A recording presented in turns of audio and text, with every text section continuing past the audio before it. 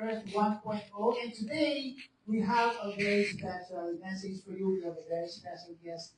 Narinig natin kanina ang kanyang family, si Nes, ang kanyang mabuting may bahay. At tama ba ito Tagalog ngayon? Mabuting may bahay. Yan. Sister Nes. Tapos si Kisha. Yeah, Yan, Kisha. no? Kisha and si Eli. Ellie. Yeah, Eddie. Yan. Mga kapitbahay namin sila actually sa Riverfront. For those of you who know, our family is in Riverfront. Marami lang dito, mga 1 hour away pagka traffic. Okay. So, si Pastor Jim is one of those that I hang out with regularly. Siya ang nagturo sa akin ng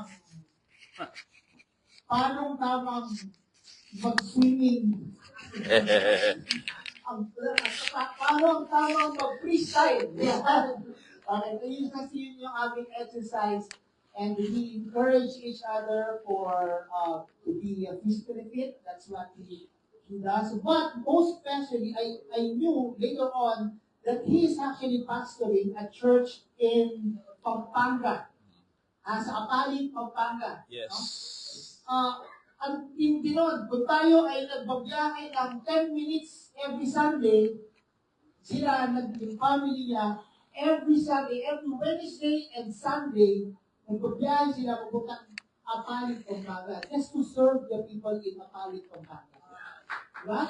Tindi nun. Sinasabi ko sa inyo, diba, minsan di na tayo sa city, napaka-privilege natin, dami natin ginagamit, samantalang yung mga local churches in ibang lugar, talagang they're struggling, but now he planted a church is that your hometown? No, hindi siya hometown. Kapampangan. Yeah, Kapampangan. I'm from Masantol. Masantol. Yeah, Masantol. So, yung kanyang church ay nasa Apalit, Pampanga. Ang pangalan ng church niya ay The Gospel of Grace Church. And today we are so blessed. I'm so blessed to have our good friend and co-worker in Christ to share the gospel of grace to us today. Let's all welcome with Alive City Church. Welcome. Alive City. Pastor Jim Manansa. Thank you po. Thank you very much. Good morning po sa inyo lahat. How are you today? We're blessed to be with you today. Serving our Lord. Dito lang po kami sa Pasig. But during Sundays, back and forth, ay umuwi kami.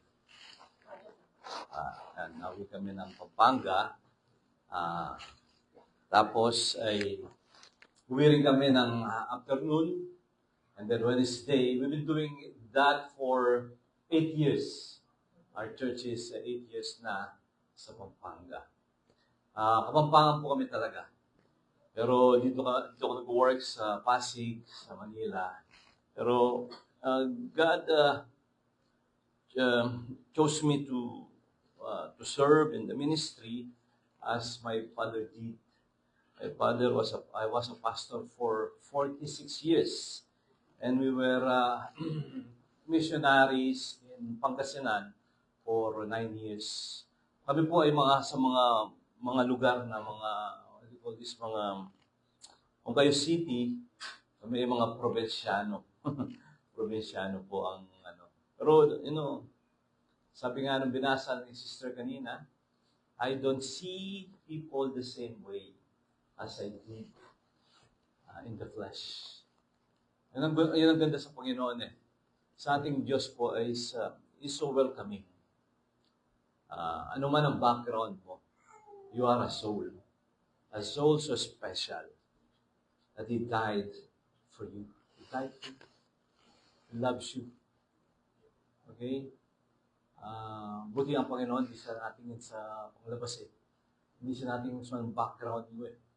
Natingin lang siya, can you trust Him? Can you trust Him? Can you put your faith in His faithfulness? That will only be the only qualification sa ating Diyos Sige po, let us pray first. Lord God, we are happy that once again we come together to learn from you, to worship you, to be rebuked, be corrected by your words, and so that you can use us. You have a purpose, you have a mission for us, each and every one of us. This I pray in the most precious name of our Lord Jesus Christ. Amen. In our church, I'm also into a series. For almost 3 years, I made a series of Romans. 3 years, almost 3 years. That's what we call the verse by verse, precept by precept. And then I started a new series, which is 1 Corinthians. Nasa chapter 2 na po kami in 1 month. So, praise God, you have a series also here in 2 Corinthians. As a background there, Corinthians is a country, is a city in Greece. Maybe you have tackled it already. A beautiful city, a rich city because they port at the time, even today. It's a port, it's a Greek city, the city of Alexander the Great. Amen? And then, few people believe in the Lord Jesus Christ by the preaching of the gospel of Paul. He stayed there for 18 months, and then a church was built, was born. And then after 5 years, he wrote them, he made a follow-up to encourage their faith through a letter. And then the first letter, the problem were, there were many problems in the church. Of course, the church was, the place was very known in carnality, like Las Vegas. There was a temple there, they called it Aphrodite temple. What do you call this? They come together in worship, but they were worshiping God. They were worshiping Satan through lust. Okay, fertility God, Aphrodite. They had 1,000 prostitutes. Imagine that in their chapel. 1,000 prostitutes, and then these prostitutes were going around inviting people. Of course, that would be a very, very attractive place to visit, right? Kundi tayo mga believers, especially mga sailors, kasi port po yan eh. From Italy, from Europe, yung mga port, yung mga ships, cargo ships, they go to area dito sa what we call this Turkey. Then pero nagpapahinga muna sila, they make a stopover sa Macedonia, sa Corinthians. So that's why the place was so carnal. Pero praise God, nagkaroon po ng church. That's the power of the gospel. Amen. The Lord Jesus Christ, sabi nga niya, I came not to seek for those who are without diseases, or those who are healthy, those who are righteous. I didn't come for them. I came for the lost. I came for the sinners. And he was called a friend of sinners. Okay, so we have already read the passage. Please, can we read it again? Ito po ay sa NASB. Please read with me. For the love of Christ controls us. Actually, yung verse 14 and 15 ay dinagdag ko. This is not the verses that Pastor Arnold gave me. Ang aking pong style sa preaching ay series. If you can see it, if you can imagine, nagsiseries po ako. So, hindi po ako topical masyado. At the beauty of this is we are allowing the Word of God to speak to us. Amen? Through the Holy Spirit. Tawag na dyan ay expository o kaya verse by verse. Siguro, itingnan muna po natin yung 16 kasi yung binigay ni Pastor kanina, si Brother Arnold. Si 16 muna po, si 5th. Yan, 16, no? Tama po ba yan? Therefore, yeah. Therefore, from now on, we recognize no one by the flesh. Yung po sinabi ko sa kanina, even though we have known Christ by the flesh, ito yung kanyang unang pagkakilala ni Paul sa ating Panginoon Kristo, okay, by the flesh, yet now we know Him in this way no longer. So meaning to say, Paul knew Jesus Christ at first like just anybody else. And actually, he knew him as a pretender, false teacher. That's why he persecuted the church. Pero nung siya po ay ma-convert na, sabi niya rito, yet now I know him in this way and no longer. He has come to know Jesus Christ as God and Savior. Nung siya po ay ma-convert sa Damascus, mababasa natin sa Acts 9. Kaya tapos sabi na, therefore, if anyone is in Christ, this person is a new creation. Those who believes in the Lord Jesus Christ, we are called new creation or new creature. Okay? We are new. Ang tawag natin dyan, hindi po tayo, God did not change us. He exchanged us. He did not repair us. He made us new. That's why it's a born again. The Lord, the Holy Spirit is not into a business of repair or transformation, as we call it. We love to call it transformation. No. God is in the business of creating new persons. Okay? Then sabi niya, this person is a new creation. The old things pass away. Behold, new things have come. If you can notice the word therefore, di mo kapag may therefore, ang sabihin yan, nagtatapos na, conclusion na yan eh. Therefore, tama po ba? Why? What is the reason why it is therefore? Bakit merong ganong conclusion? Okay? Yeah, babasahin natin muna, next po, ano ba tayo? Yan, basahin muna natin and then punta tayo dun sa why. Dun sa why. Now all these things are from God, who reconciled us to Himself through Christ and gave us the ministry of reconciliation. This now in the result. Result 1, you are a new creation. Okay? But prior to that, you don't see people the same way. You don't see Jesus Christ just anybody else. You have a special, like Paul, a special knowledge of God, of our Lord Jesus Christ. Yes, 100% man, but is 100% God. You see Him as He is, and you are growing in your knowledge of Jesus Christ. That's number 2 result. Or number 3 result is, what is the number 3 result of the why? Later we will study that. We have given a ministry of reconciliation. Amen? That's why, when you read this further, ang tawag ka na dyan, ambassador. Okay?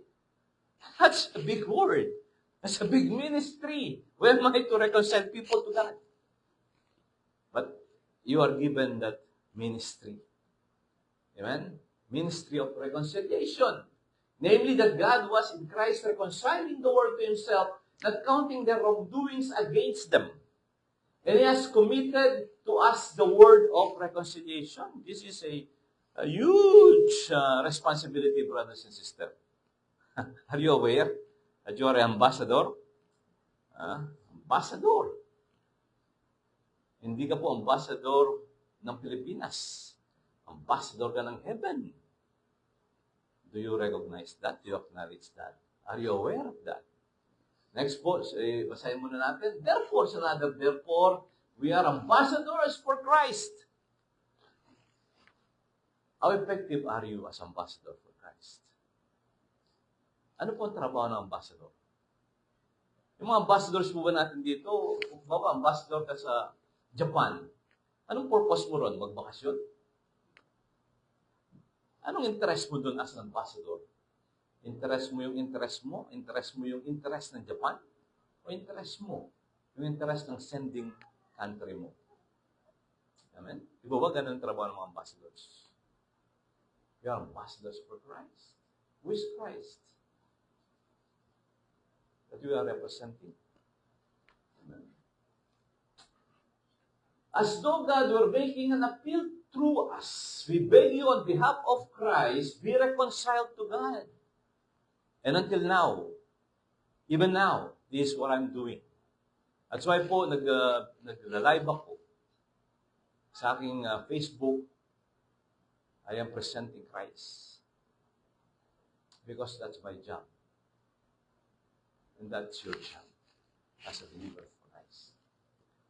Be reconciled to God, you made Him who knew no sin to be sin in our behalf, so that we might become the righteousness of God in Christ Jesus.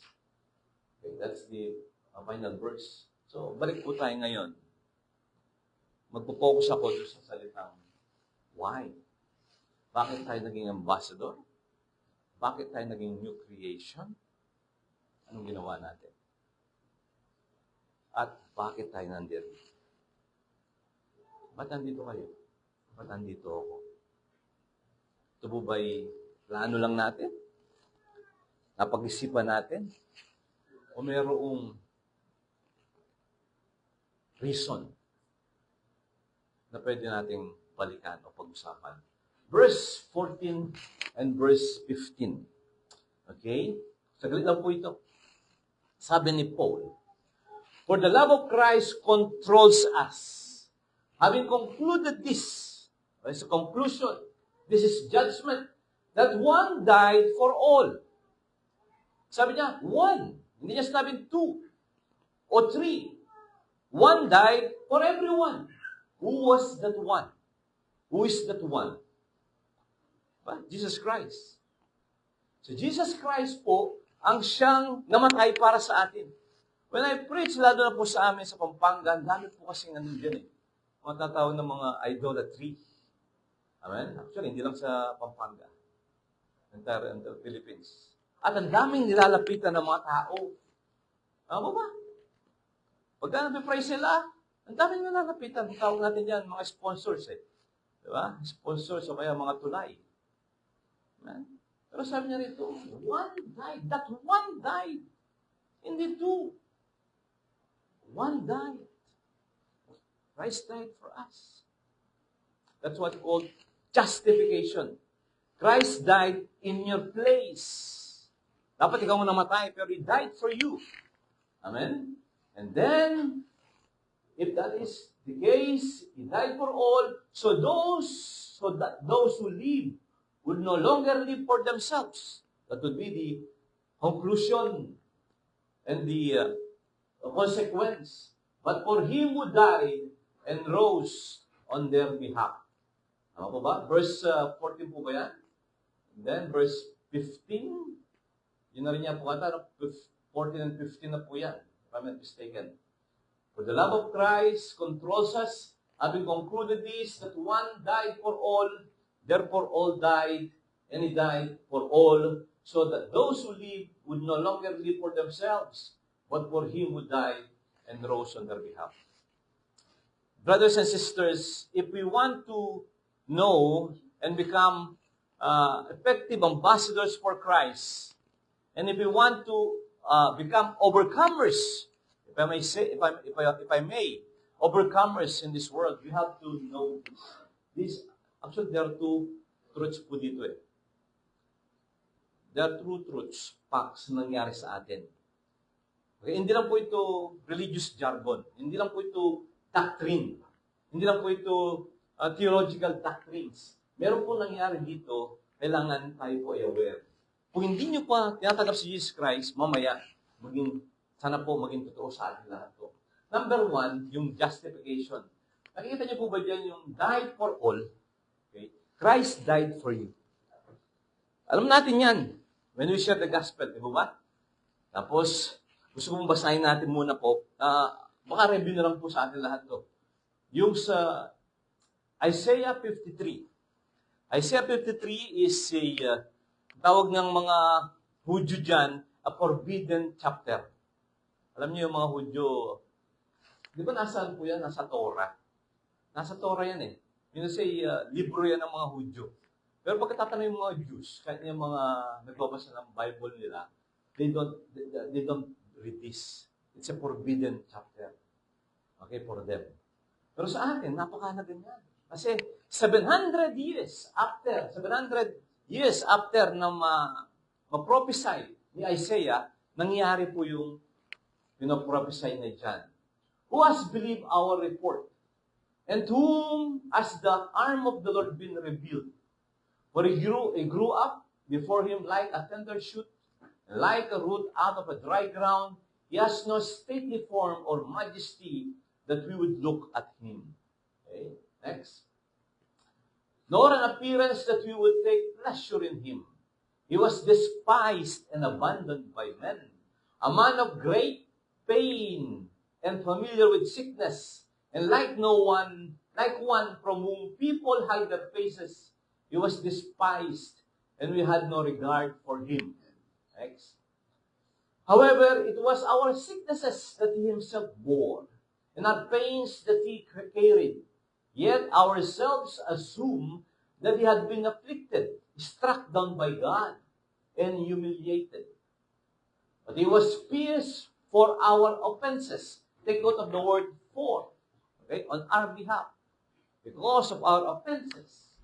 He was crushed for our wrongdoings. The punishment for our well-being was laid upon him, and by his wounds we are healed. Sino po pinag-uusapan natin dito? Amen? Jesus Christ. Pero 700 years bago nangyari yan. Halimbawa, imagine mo, ikaw si Isaiah. And then, sabi ng Panginoon, ng Diyos Ama, i-prophesy about Christ, the Messiah. Okay? Then, 1 year after, wala pang nangyayari. Okay, siguro, baka 100 years after, wala pang nangyayari. Wala pang Christ na namamatay sa krus. Makakalimutan na yan. What if kung 200 years na? 300 years? Okay? 500 years? Ay talaga makakalimutan na. Kasi nangyari po yan 700 years. Okay? Pero nangyari. Parang yung sa Psalms 22. Amen? Kaya sabi ng mga Udyo, ito yung forbidden. Kasi they don't believe in Christ. Until now. Until now. Hindi na sila naniniwala. Pero ito, very clear. He was crushed for our wrongdoings. The punishment for our well-being was laid upon him. And by his wounds, we are healed. Next point. All of us like sheep have gone astray. Each of us has turned to his own way. But the Lord has caused the wrongdoing for us all to fall on him. He was oppressed and afflicted, yet he did not open his mouth. Like a lamb that is led to slaughter, and like a sheep that is silent before its shearers, so he did not open his mouth. The next po, basahin lang natin, by oppression and judgment, he was taken away. And as for his generation, who considered that he was cut off from the land of the living, for the wrongdoing of my people, or sin of my people, to whom the blow was due. And his grave was assigned with wicked men, yet he was with a rich man in his death. Nangyari po yan, naging Simon. Because he had done no violence, nor was there any deceit in his mouth. The next po. But the Lord desired to crush him, that the Father desired to crush his Son. Okay? Gusto pala ng Diyos Ama niya. Makrush ang kanyang anak for us, causing him grief. If he renders himself as a guilt offering, he had to do that para sa atin. Alam niyo po, yun ang reason. Merong namatay para sa atin. Kung babalikan natin ang nangyaring yan, ang ating Panginoon Jesus, when he was on the cross, siya po ay dumaan. That's why dala-dala ko po itong Bible na to na malaki. Dito ko po nabasa. Let us read no, sa John 19, meron po ritong notes. Basahin po sa inyo. Notes ang net. Ang net po ay English, New English Translation. Napakaganda. Basahin ko po para sa inyo. John 19, doon sa verse 1, which is yung binasa rin natin dyan. Ang sabi po niya, flood. No? Sa atin, pag binasa mo yan, ano ibig sabihin po niyan? Whip. Flood. O kaya, scourge. Pinagpapalo. O kaya siya po ay nilatigo. Tama? Pero alam niyo po sa original word, tatlong meaning yan. At nangyari lahat kay Jesus Christ. Tatlo. Okay, basahin ko po, no? Sabi nito dito, ito yung nakita ko po sa net. Sabi niya, 3 forms of corporal punishment were employed by the Romans in increasing degree of severity. Okay. Pagka ikaw ay kandidato na mapako sa krus, i-apply sa iyo itong tatlong ito. Okay? I-apply. Si Jesus Christ, siya po, kasi corporal ibig sabihin ng capital punishment ang cross. Ngayon, ang sabi po niya rito, basahin natin, 1, degree 1, fustigatio, beating. Okay? Di ba ako magaling sa Hebrew, no? Baka akala nyo, pinapabasa ko lang dito. Fustigatio or beating. Pinagsusuntok ang ating Panginoon. Makikita nyo yan doon sa, napanood nyo po ba yung, Passion of the Christ, tama? Nagsuntok siya. So, yun ang level 1. Tama? Level 1. Level 1 pa lang yan. Nagsusuntok. Ayun, siyempre, yung pagsusuntok po, by itself, punishment na rin yan, di ba? Pero level 1 pa rin lang yan. Okay lang? Okay. And then, number 2, so, fustigation or beating. Number 2, flagellatio. Parang ice cream to, Parang ice cream. Flagellatio, flagging. Flagging, ito ay whipping na. Meron na silang hawak-hawak na pamalo. Level 2 yun. Pero may level 3. Berberatio. Severe. Sa aking net, ang sabi dyan, flag. Sa akin ay severe flogging. So, flogged severely sa net. So, si Jesus Christ ay kanya pong na-experience lahat to. Berberatio. Ang purpose ay ganito. Sabi niya rito, the first could be an occasion, a punishment itself. But the more severe forms are part of the capital sentences as a prelude to crucifixion. Ano yung definition ng prelude? Para ma-avoid. Di ba? Ma-avoid na ang crucifixion. Why? Baka doon palang pagka tinamaan ka ng level 3, mamatay ka na. Hindi mo na dadaan ng cross. Marami palang nangyayaring ganyan. Pagka capital punishment ka, ang kasalanan mo sa Roman justice, pwedeng mangyari sa iyo yan, hindi ka nakapako sa cross, patay ka na eh. Amen? This could be, ang sabi niya rito, a prelude to crucifixion. The most severe berberatio is what is indicated here by the Greek verb flag severely. Okay, mastigo. People died on occasion while being flogged this way. Frequently, it was severe enough to rip a person's body open, amen, or cut muscle and sinew to the bone. It was carried out with a whip that had fragments of bone or pieces of metal bound into the tips. Di ba ba? Na dinidiscuss sa atin yan eh. Pagka yung whip pala nila, yung latiko ay sa dulo, merong mga sima yan.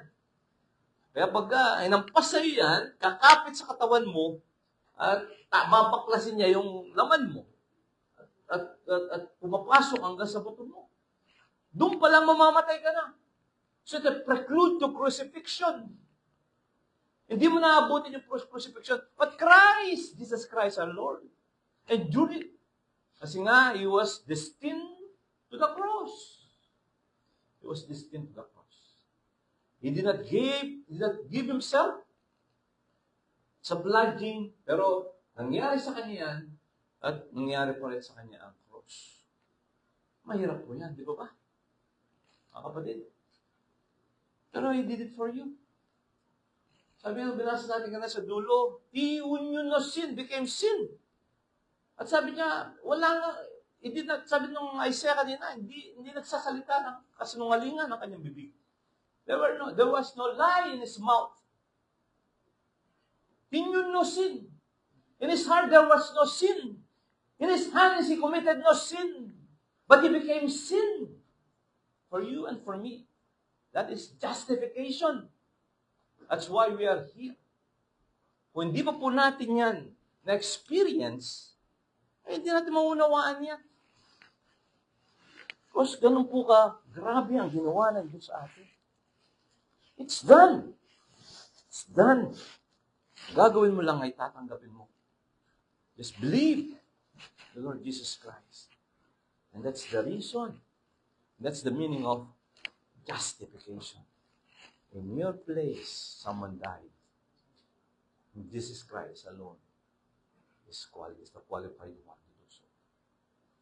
And then in Romans 6, basahin mo muna natin, yung sa Romans, sa 1 Corinthians muna po tayo. Doon sa verse 14 and 15 ng chapter 5. Okay? He died for all. Justification.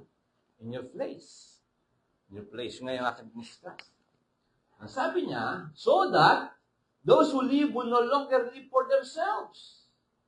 Okay? Tapos, but for Him who died and rose on their behalf. Why? Because if one died for all, therefore all died. Christ died for you. One. But you are now dead also. Everyone died. If Christ died for everyone. Nakita niyo po ba yun? Therefore all died. Merong isang namatay. Pero ang result niyan ay namatay ang lahat. Ito po yung namimiss ng mga church. Ang mga churches ngayon, meron silang mga rules to live their Christian lives. Hindi na po ganoon. So, ano yan sa Old Covenant. The New Covenant is this. Romans 6. Okay, Romans 6. Ang New Covenant, yes, Christ died for us. Pag-usapan natin kanina yan. Actually, bago makalimutan. Ang sinabi ko pa lang sa inyo kanina ay physical. Physical pain of our Lord Jesus Christ. Pero alam niyo po ba kung ano yung emotional pain na suffer niya, na-endure niya? O yung spiritual pain? Mas matindi yun. Bago natin puntahan yan, balikan ko na nakalimutan ko para ma-appreciate natin kung ano yung experience ng Panginoon Jesus para sa atin. From eternity past, God the Son and God the Father were one. Tama po ba? The Holy Spirit. Alam, si Jesus Christ became man, nagmi-minister niya sa rito, He did nothing except yung will ng Lord, ng Father niya. Lahat ng ginagawa niya ay yung will ng Father. At ang sabi niya, Father, you always hear me. Every time na nag-pray siya. Okay? So, He was doing the things of His Father. His mission. Pero alam niyo po ba, at the cross, He was abandoned, forsaken by His Father. Father, Father, why have you forsaken me? That's painful, emotionally and spiritually. That's why before it happened, sa Gethsemane, he cried, di ba? Yung kanyang pawis ba yun? O yung luha niya na tila dugo. Because of pain, anticipation, emotion. Ang sabi niya, my spirit is grieved. The cross. Wala naman siyang kasalanan. Suffered all those things. Kaya sabi niya, Panginoon, kung pwede lang, lampasan na ako ng cup na to. But not my will. Thy will be done. It's emotional and spiritual pain. He suffered all these things for you. Pero ang truth po niya, ito. Kanina, for. Ngayon, with. Okay? Pagandang mga words niya. Conjunction ang tawag natin yan, no? For, Christ died for you. Pero dito, Christ died with you. Kaya sa verse 1 ng chapter 6, sabi niya nga ron, kung sa verse, tayo ba'y magkakasala pa? Shall we continue in sin? Yan ang tanong kasi, are you in grace kayo na grace? So therefore, abusuin natin ang grace. Sabi nagtanong si Paul, shall we continue in sin so that grace may abound? Ang sagot ni Paul. So that's the solution to overcome sin. The cross is still the cross. Ang solution natin. Not rules, not regulation, but the power of the cross pa rin. For if we have become united with Him in the likeness of His death, amen, certainly we shall also be in the likeness of His resurrection. What I'm talking about here, brothers and sisters, is the life of Christ living in us. Tawag natin yan, resurrected life. The power of resurrection. Pero you will not experience resurrection kung hindi mo na-experience ang death. Oo ba? How can you be resurrected if you did not even experience, you did not enter death? You have to die before you be resurrected. Tama po ba? Tayo po ay namatay. Ang tanong niyo, Brad, kailan ka namatay? Namatay tayo 2,000 years ago. 2,000 years ago. Certainly, we shall also be in the likeness of His resurrection, knowing this, that our self was crucified with Him. Kaya sabi ni Pablo, ito sa sabi ni Pablo din yan, tapos sa Galatians 20, anong verse mo, Eli? I've been crucified with Christ, right? I no longer live. In the life that I live in the body, I live by the faith. Love me and give me support. Ba't nasabi ni Paul yan? Wala naman siya doon sa cross. During the crucifixion. Because that was happened to every believer sa ating pong lahat. Pag sinabi ng Bible, you die with Christ, shall you believe it or deny it? Pag sabi ng Bible, you have eternal life when you believe in the Lord Jesus Christ. Anong response natin? Believe, di ba ba? That's why ang ating pamumuhay by faith. And the righteous shall live by faith. Anong paniniwalaan natin? Yung mga sasabi ng Bible. Pag sinabi ng Bible, Christ died for you, anong response natin? Yes, I believe. Pag sinabi ng Bible, you died with Christ, anong response natin? Yes, I did. I believe. It happened. Amen? The self was crucified with Him in order that our body of sin might be done away with, so that we would no longer be slaves to sin. Yan ang purpose. How to overcome sin? The death of Lord Jesus Christ. Pastor, kung ganun pala, ibig sabihin dapat hindi na ako nagkakasala ngayon. Dapat victorious na ako sa pagkakasala. I oversin. Hindi ko sinasabing hindi tayo magkakasala, no? Magkakasala pa rin tayo. Pero ang sasabi ko ito, so that sin you would no longer be a slave to sin. Andiyan yung sin, pero hindi ka slave ng sin. Dati master mo ang sin eh. Pag ako matok ang sin, yes sir, yes sir. Pero ngayon hindi na dapat. Kasi dapat tao lang po ako eh. Ayun na, marumpok. Diba, may kanta ka pa eh. Kanta ni, ano yun? Si Imelda Papin. Kilala niyo ba yan? Diba? Tao lang ako eh. Pero sa Christian, hindi po, so, ano yan, hindi yan alibay. Yes, nagkakasala tayo, pero hindi tayo, actually, we are not required to sin. We do not have responsibility to sin. Nagkakasala tayo, nandito pa rin tayo. Why? Kasi nga, tayo was crucified with Christ. Yung ibig sabihin ng crucified, hindi ibig sabihin annihilated na. Wala na. Andiyan pa rin. Pero sabi ng mga theologian dyan, it's a rendered paralyzed na siya. Okay? Dapat useless na yan. Pero pag magigiping ka dyan, talagang i-activate mo yan. Next. For the one who has died is freed from sin. O, yan po. Now, if we have died with Christ, take note the word with. Kanina, for. Na po, for.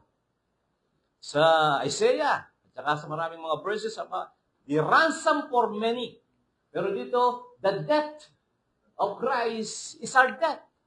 Ang tawag po nila dyan is identification or co-crucifixion. Kanina, justification. Christ died for you. Now, you also died with Christ. Amen? Died with Christ, we believe that we shall also live with Him. Knowing that Christ, having been raised from the dead, is never to die again. Death no longer is master over Him.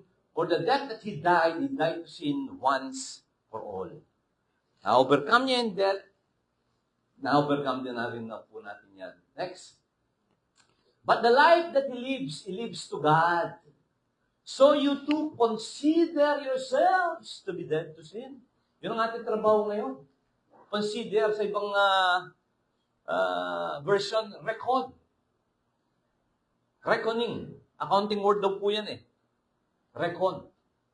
O, consider sa Tagalog, ibilang. Mas maganda nga sa Tagalog eh. Ibilang. Paano po kayo magbilang ng pera? Sino gusto magbilang ng pera rito? Pero gusto natin yan, no? Kaya nga yung mga gobyerno natin, talagang ganda magbilang ng pera natin mga opisyal eh. Ngayon, pagka magbibilang ka ng pera, kailangan may pera kang binibilang. Tama po ba?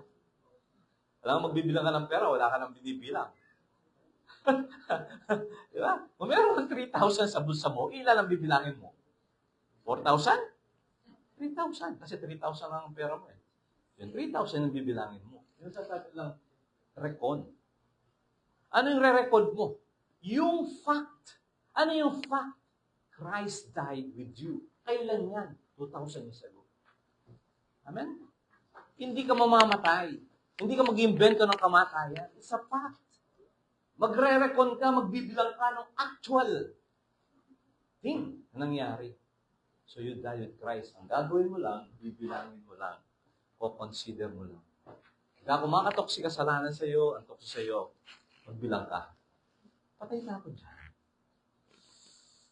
Kaya sabi ni brother kanina, Jesus Christ is our strength. Tama ba yan? Sabi mo?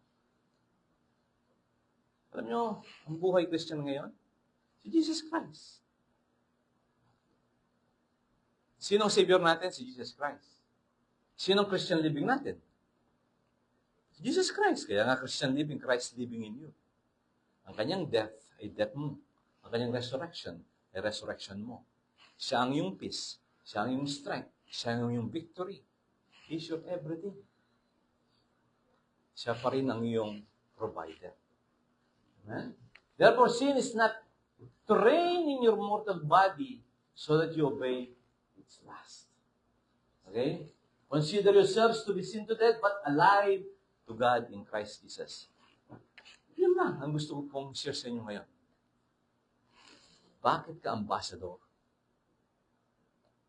Anong ginagawa ng ambassador? Pinipresent niya, re-represent niya ang kanyang bansa. Tayo ambassador ni Christ. Alam ba, makita mo ang ambassador dito ng US. Alam mo, ambassador siya ng US. Kilala mo siya. Kailangan po ba siyang magsalita para malaman mong ambassador siya ng US? He is the ambassador of the United States to the Philippines. Tama po? Ganon din tayo. Hindi ka pa nagpipreach. Hindi ka pa nagsasalita.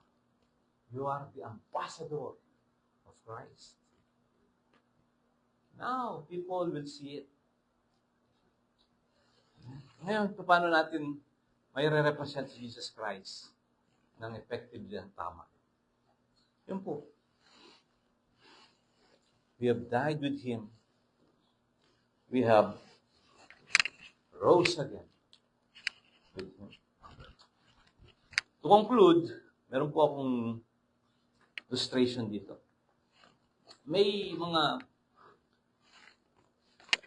Bible verses na sabi, you are in Christ and Christ is in you. Sample po itong Bible ko na napakalaki at nakakatakot. Nakakatakot eh. Actually, ito kay Eli po ito. Ito yung binabasa ni Eli. Malaki kasi, ano po ito, study Bible. Imagine mo, this is Christ. Okay? And this is you. Go to. Sabi ng Bible, pag tinanggap mo si Jesus Christ, pag tinanggap mo siya, ikaw ay nasa Kanya at siya ay nasa iyo. Tinanggap mo siya. Tawag nila yan, union. Okay? Union. This is you, tinanggap mo si Jesus Christ, nasa Kanya ka na. Amen? Hindi po religion yan. It's our facts, our reality. Amen? Kung ikaw ay na kay Kristo, kung itataas ko ito si Jesus Christ, at ikaw yung papel, nasaan ka ngayon? Nakataas ko, nasa baba. Kung ito'y ibababa ko, asan ka? Baba ka. Kung ito'y papako sa krus, ano mangyayari sa'yo? Tama. Kung ito'y muling mabubuhay, asan ka ngayon? Merong verse sa Ephesians 6. You're already sitting in Christ in the heavenly places. You are in Christ. Amen? How well you are presenting Jesus Christ.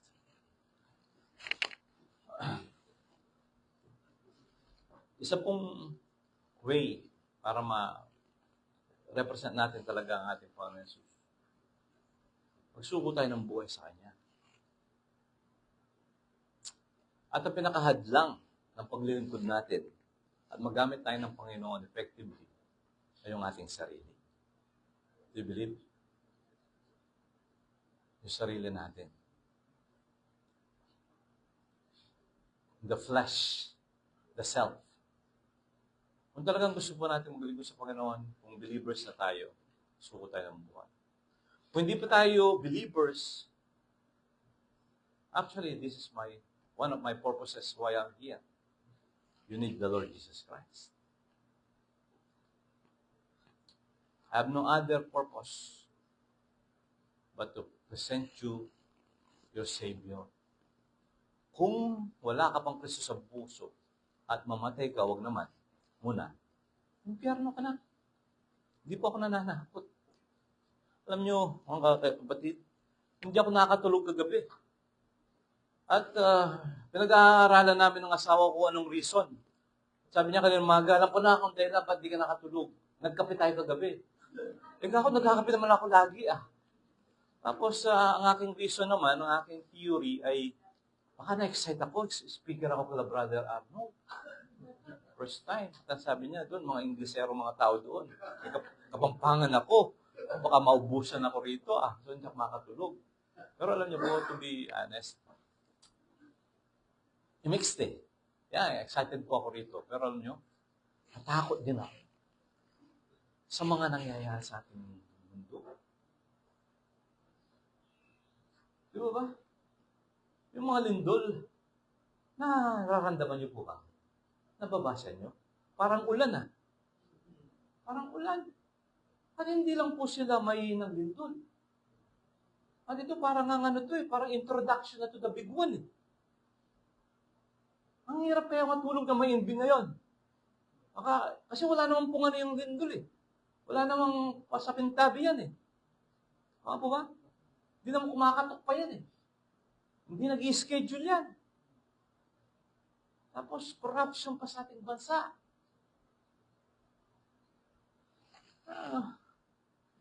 Alam nyo, kapatid, Jesus Christ ang solusyon natin. How to overcome the earth. Tama ba yan, bro? 100? Jesus Christ. Jesus Christ. this is the right time to take Christ seriously. It's the right time. People are yearning. People are afraid. Mamamatay sila. Hindi na alam ang way. Baka kamag-anak mo pa nga yan eh. Baka asawa mo yan. Hindi pa niya alam ang salvation. Kasi nga, you're not taking it seriously. Ikaw nakakarinig ka. Pwede kang manampalataya. At pag nanampalataya ka, save ka na. Heaven ka na. Pero ang asawa mo, hindi pa nga alam. Forever kanyang sisisihin. Pag hindi mo siya sa akin ang gospel, yan pala ang solusyon. Ito lang ang panahon. Alam niyo sa aming church, mga bata lang po. We teach these things, these very things that I'm teaching you today. The basic of the basic. The Word. Pagkat dito kumikilos ang Holy Spirit. At dito ang kaligtasan. Kung walang Holy Spirit, walang salvation. At kung walang gospel, walang Holy Spirit. Gospel, Christ died for you. At tinanggap mo yan. Praise God. May eternal life ka. Paano yung mga iba? Kaya na mga mahal mo sa buhay. We are ambassadors. Makakala nyo, bakasyonista tayo. We are not here for a vacation. We are here to represent Christ. And He's coming soon. And we'll give an account of how well we represent Him. My prayer, brothers and sisters, baka hindi tayo magkita. Huwag naman sana. Pero ang iwan ko sa inyo, if you do not have Christ, it's the time, tanggapin mo siya. Kung may Christ ka naman sa puso, ligtas ka na, take Him seriously. Yan lagi ko sinasabi sa aking family. Suko tayo. Yan naman ang buhay na mahalagi. Aanin mo yung mga sports car, kung mamaya hindi naman pala sa'yo yan. Wala ko pinapatamaan, no? O sa'yo man yan, nag-rapture, maiiwan yan. Diba? Maiiwan yan. Anong mahalaga lang? Christ is life we have in Him. Lord God, maraming salamat po. That the power of your words still works today. As it did 2,000 years ago. Because you are eternal God. You change not. You remain the same. Loving, yet holy. Gracious, yet truthful God. Thank you, Lord, our Lord Jesus Christ. This I pray in Jesus' name. Amen. Amen. Amen.